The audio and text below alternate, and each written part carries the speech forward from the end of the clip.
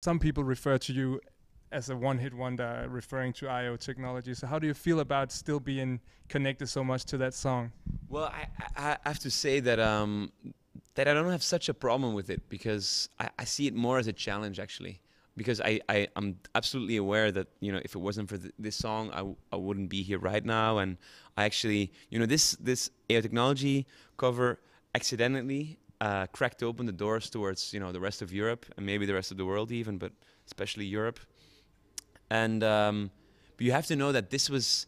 Some people look at me, my story, both people that are close to me or from a distance, and they think or they say, everything works for you. You're so lucky. And I just have to, it's true that I feel very lucky. I feel very lucky that I'm a musician full time, that I can live from what I do and can get to travel all over Europe and play for people.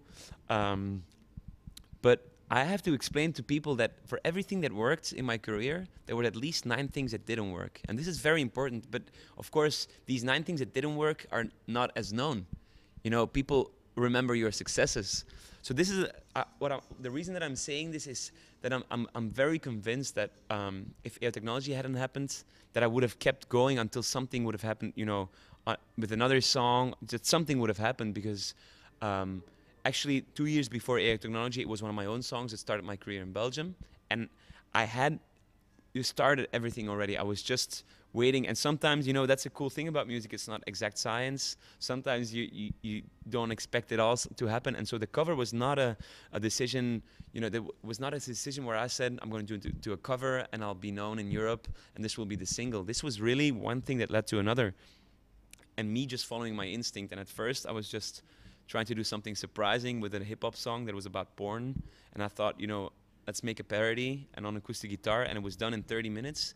And then I played it live and I got a good vibe and I played it again. And then it ended up a live version on YouTube, got a lot of views. And for the first time I noticed there were views outside of Belgium. And this was new to me. And so then I recorded it and then ended up releasing it without expecting too much. But then what really is important, when that song started to explode, I put in the work as well. Like it was me who was traveling every day, took like 20 flights a month, and I was just trying to work and to show that I had a lot more. And this is important because you have to work to get the maximum result out of a song like this.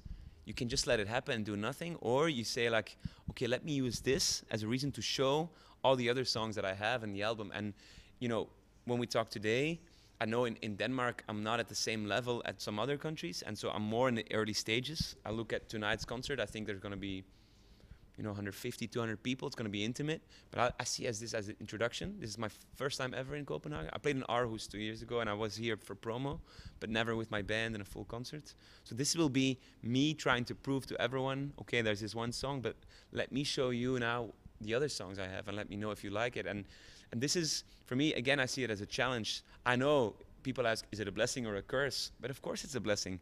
Because there's so many more good things that have come out of this cover than bad things. And the bad things you can say, yeah, now you have to prove that it's more than one song.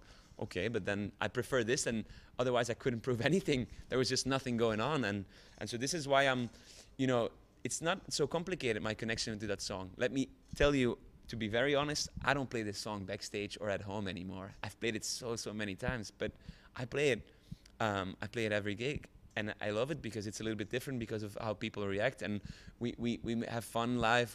I mix some other hip hop lines in the end just to have some fun, to make fun of some, sorry, in my eyes, stupid hip hop lyrics that are just too funny if you sing them. They're not so cool if you sing them, and that's just cool because we're having fun. And so I don't play that song much at home anymore, but I do love playing it live, and I just hope that in 5 or 10 years people will, that's the first in a series of songs that they will know from me.